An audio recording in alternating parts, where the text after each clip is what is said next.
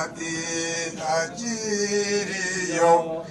anene masoba ugarire ngaturyasa eyiritarenga mukama wa Yesu onterekanise